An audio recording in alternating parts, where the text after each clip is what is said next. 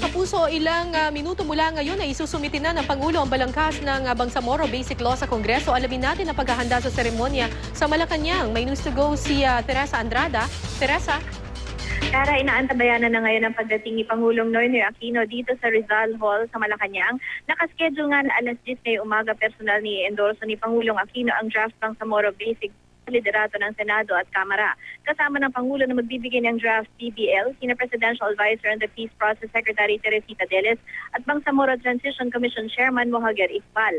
Itong pagbalangkas ng isang draft basic law ang ikatlong yugto sa pagtatag ng isang Bangsamoro government bago matapos ang termino ni Pangulong Aquino sa 2015. Sesertipikahan itong panukala bilang urgent ng Pangulo kaya isa ito sa mga priority bills na tatalakayin ng Kongreso oras na ito ay madala na doon.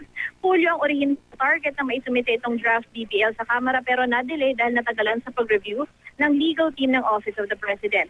Oras na maaprubahan ito ng Kongreso, magkakaroon naman ng plebisito sa mga probinsya na sakop ngayon ng ARM para tanungin ang mga residente doon kung payag ba silang mapabilang sa itatatag na Bangsamoro government.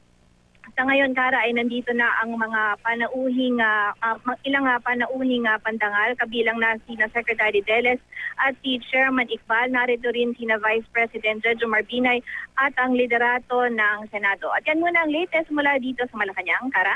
Maraming salamat, Teresa Andrada.